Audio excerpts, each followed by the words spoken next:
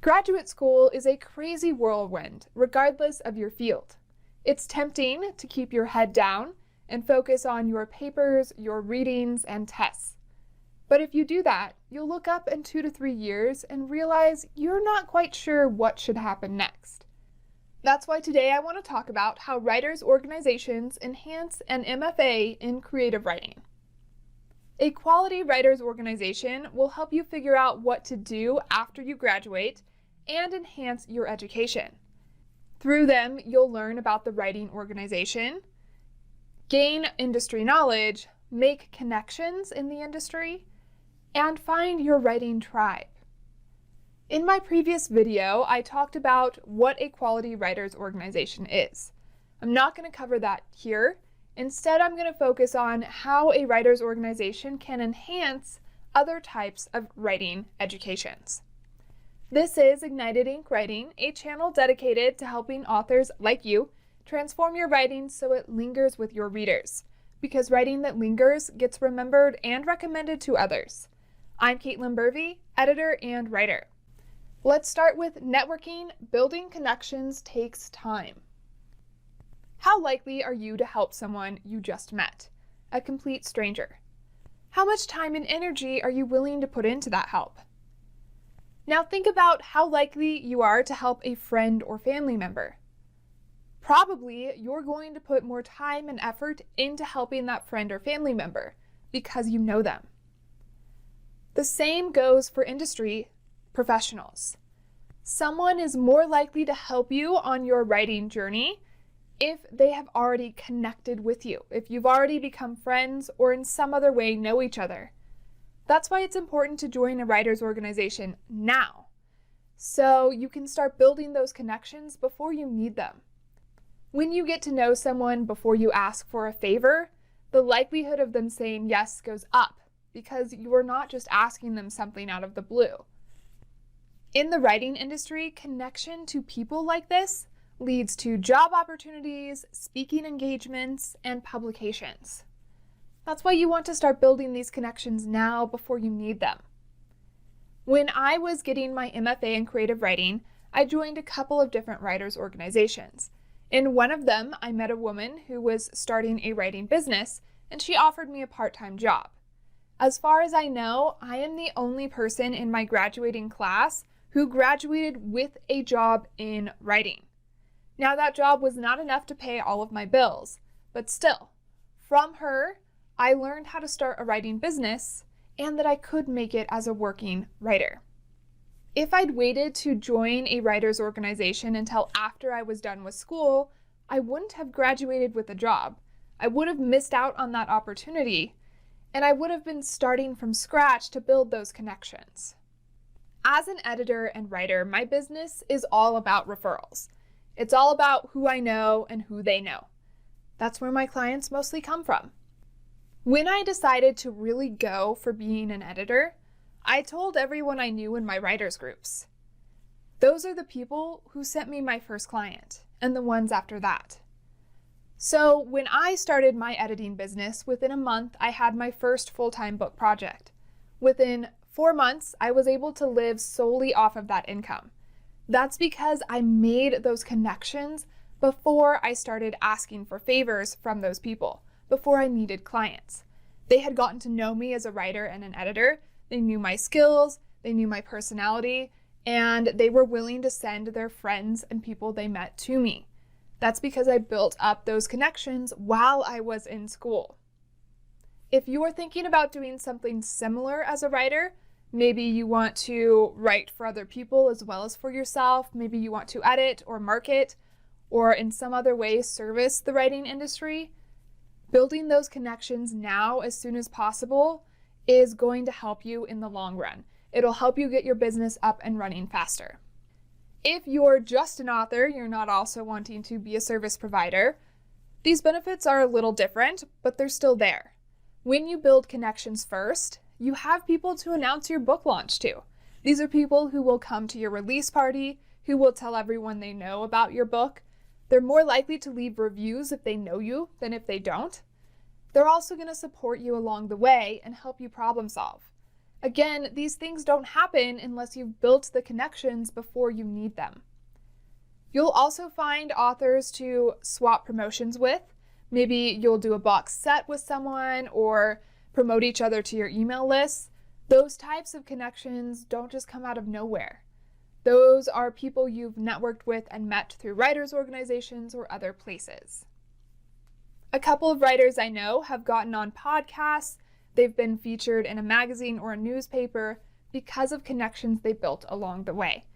Those are other ways networking is going to help you in your career and why you should start doing it in school instead of after.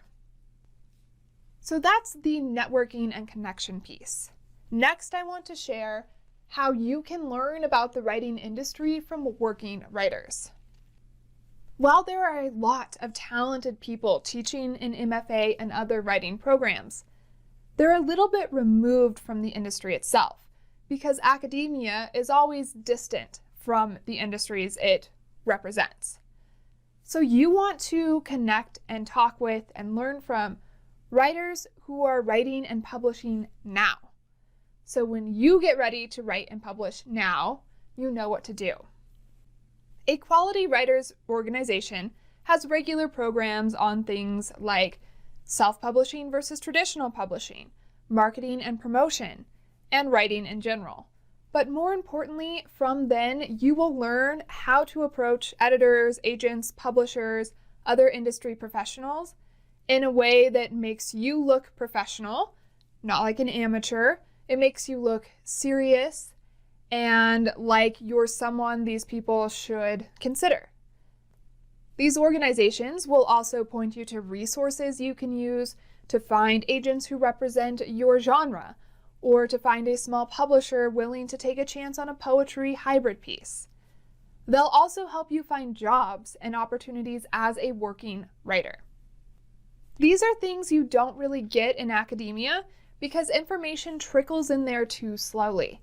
By the time someone writes a textbook on social media marketing, the algorithms and best practices have changed that textbook is now obsolete, even though it's the newest one. Someone who's had their agent for 20 years isn't going to be that helpful when it comes to getting an agent now, because the process has changed so much in those 20 years.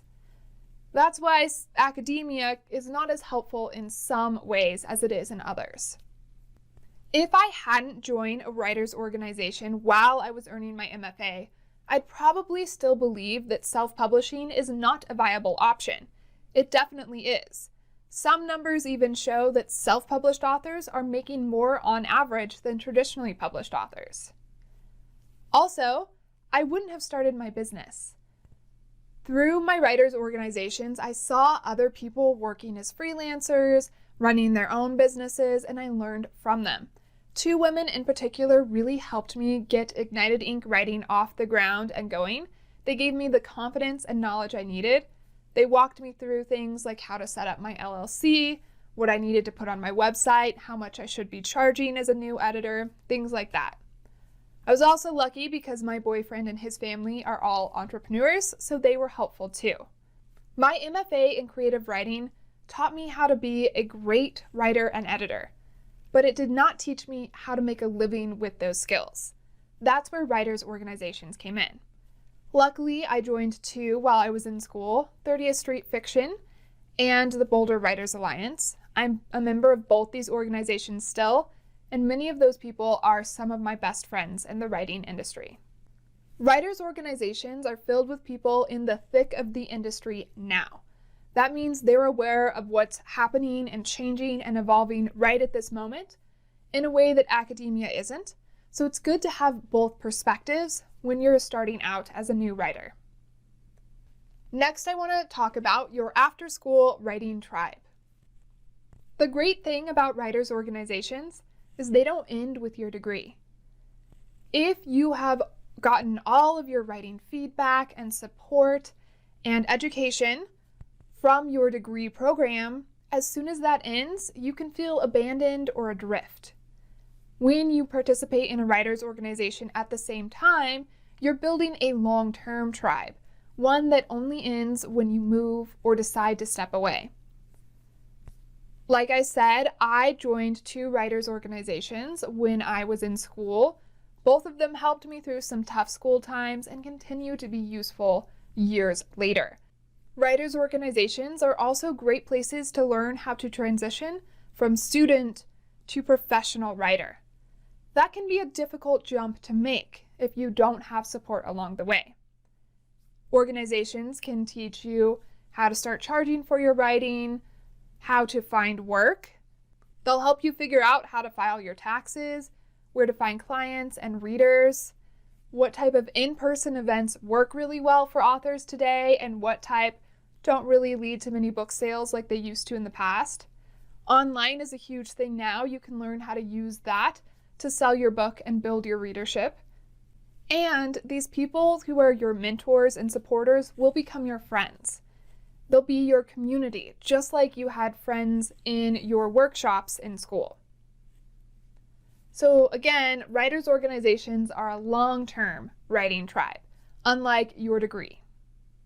Next, I want to share an editor's thoughts on finding your writing organization. Hopefully, you've decided to try out a writers' organization sooner rather than later. I will note that not every organization is going to be right for you when you're in school. Some might be right for you after, but not during, or vice versa. For example, I'm now an active participant in the Broomfield Writers Idea Factory, but they meet from 1 to 3 on Tuesdays. I could not have attended that group while I was in school because I had a lot of graduate school classes at that time. Also, they are more of a support group for professional authors, and I wouldn't have fit in quite as well as a student yet. The Boulder Writers Alliance works really well for me because I want to be a professional in the writing industry. I want to be an editor. I want to write for other people as well as doing my own writing. I might not have joined that organization first if those had not been my goals. If I just wanted to write and publish, I might have picked a different one and joined the BWA later. I will say the Boulder Writers Alliance does have a lot more support for creative writers now than it did when I first joined the organization. That's just how it's evolved over time. So think about what you need out of your writers organization. What times are you available to meet? How often do you want to meet? What are you looking for education-wise? What types of people are you looking to connect with? Then find an organization or 2 that meets those needs. Once you find an organization that you like, introduce yourself and get involved. You're there to build connections. Volunteering, even if it's just to help set up the table and chairs before and after meetings, can be a great way to connect with some of the people in that organization and to start networking and building those relationships that you might need later on. So get involved. Don't just be a fly on the wall. Most writers I've met are friendly. If you happen upon some who aren't, move on. That's not the organization for you. Don't waste your time there. You want to find somewhere where you feel welcome, that you feel like you fit in, and where you don't think you're the most knowledgeable person in the room. You're there to learn from others, so hopefully you're surrounding yourself with people who know more than you do. Those are the reasons I joined a writers' organization while I was in my MFA program, and why I recommend other people do when they're getting their writing education as well. So how has a writers' organization enhanced your writing education? Share your thoughts in the comments below. And for more videos on the writing industry and other aspects of writing, subscribe to Ignited Ink Writing, a channel dedicated to helping authors like you transform your writing so it lingers with your readers, because writing that lingers gets remembered and recommended to others. I'm Caitlin Burvey, editor and writer. To find out more about me, go to www.ignitedinkwriting.com. There you will also find a list of 13 writing craft books I recommend to a lot of my authors. And now it's your turn to go out and find a writing organization you can join while you're in school, to start networking and building those connections, to learn more about what's happening in the writing industry now, and to start building your long-term writing tribe to ignite your ink.